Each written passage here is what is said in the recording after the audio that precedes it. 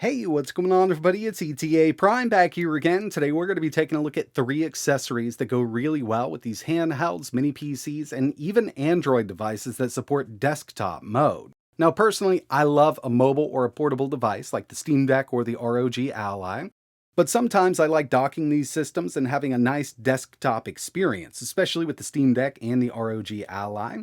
And with all 3 of these devices, it's going to make it really easy to go into dock mode with your system. I've been using all of these for the past week and a half, and I can highly recommend each of them. And the first thing we're going to be taking a look at is this 1440p monitor from PIXIO, known as the PX27 5C Prime. Now there's a few reasons I wanted to go with this, but first and foremost, this does support USB Type-C video in, along with 65-watt PD charging out. So that means all you'll need is a single cable to connect your handheld to this larger screen. It works really well with the Steam Deck. As you can see, we've just got that single cable charging the battery up. We can do up to 1440p out because it's a 1440p 27-inch IPS display here, but it also supports FreeSync or variable refresh rate. This is something I highly recommend for these lower powered devices.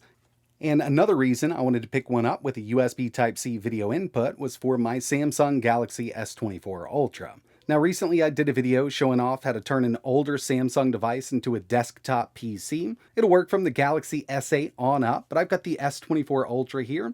And as you can see, as soon as I plugged it into the monitor, we went into Samsung DeX, which is more of a desktop style interface that comes along with these newer Galaxy S devices. And we're seeing a lot of newer devices hitting the market that support USB Type-C video out. So, if you're going with a newer monitor, this is something that I can highly recommend. It does have tilt, swivel, height adjustment, and we do have that multi-function, what I call jiggle switch around back to navigate the OSD. Around back, we've got a 3.5mm audio jack, HDMI, full-size DisplayPort, and USB Type-C. Again, this will support 65-watt PD charging out.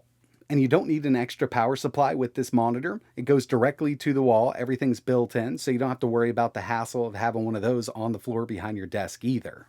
Give you a look at the quick specs here. It's a 1440p IPS panel up to 100 Hz. It does 350 nits of brightness. It does support adaptive sync. It is a 27-inch display, and this also has some built-in speakers. It's got 2 3-watt speakers. Now, they're not the loudest, but recently, when I've been taking a look at monitors online, a lot of them don't have speakers built in. You will have to utilize your own system, and of course, that can always be better, but if you need something to get by, these speakers definitely get loud enough.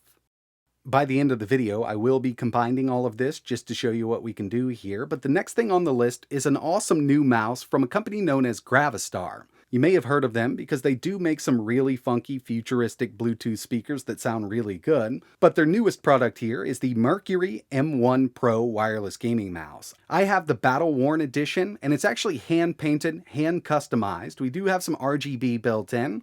And inside of the box, obviously, you're going to get that M1 Pro mouse, but we've got some extra accessories here, like a 1000 Hz polling rate, 2.4 GHz dongle, plus we get a 4000 Hz polling rate dongle. It's a bit larger, but it's got a really high polling rate there, so very minimal latency.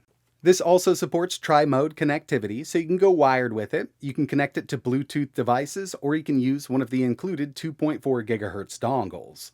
They have some custom software over on their website that you can download.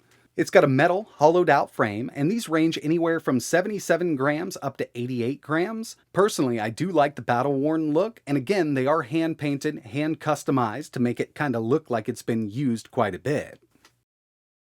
I'm connected to the smaller 2.4 GHz dongle, and we've got their Mercury software up and running. Fully customized this mouse, and we can change the DPI with the DPI button on top, or we can go right into the software here.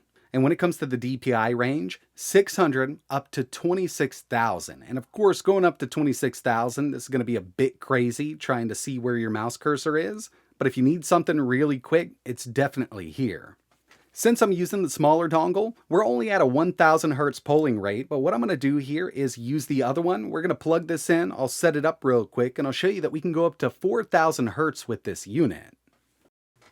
As you can see, I have to connect it with that USB cable, but it's still wireless, and it is using a 2.4 GHz connection. We don't get any extra DPI settings or anything like that, but now we're running at a 4000 Hertz polling rate. So with this, we went from 1000 to 4000, and that polling rate is how many times our computer can detect exactly where our mouse is on screen. Obviously, the higher, the more precise it's going to be. We've also got RGB customization here in the Mercury software, and I've been using this quite a bit with my main gaming PC, and I've also got this so as soon as I go into Bluetooth mode, it will connect to my Steam Deck and my ROG Ally, depending on what's on.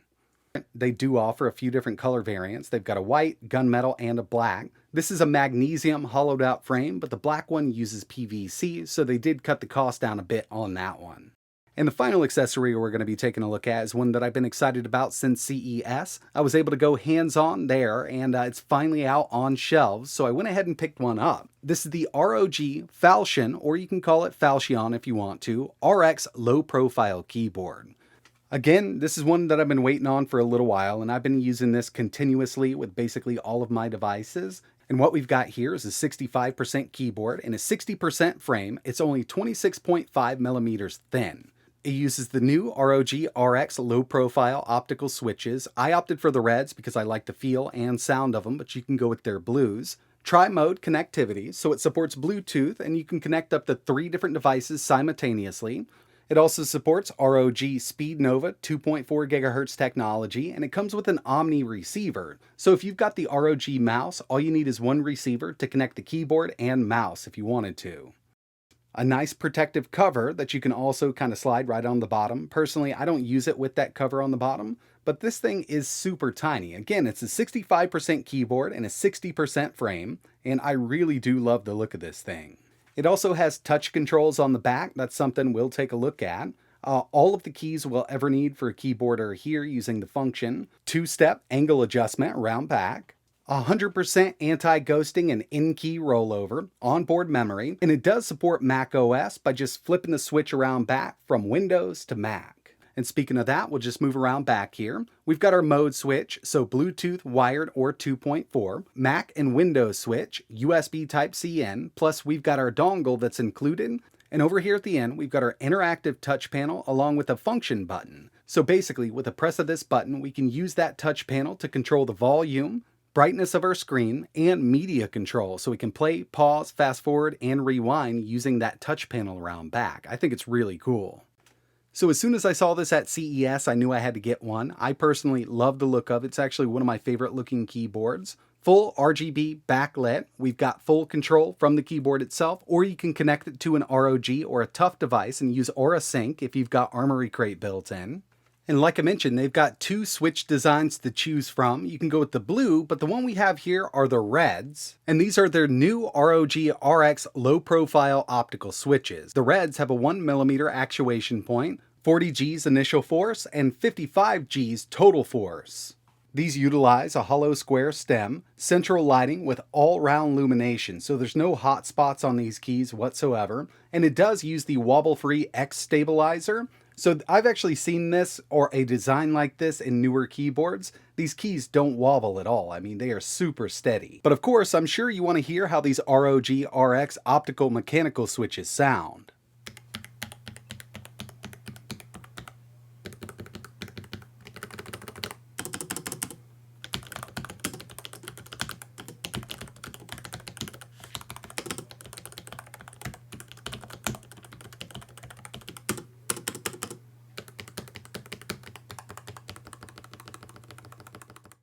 So yeah, personally really love the sound of this thing. Feeling's really great. Also got a little battery indicator here using some of the hotkeys on the keyboard, just giving us the total percentage of battery left.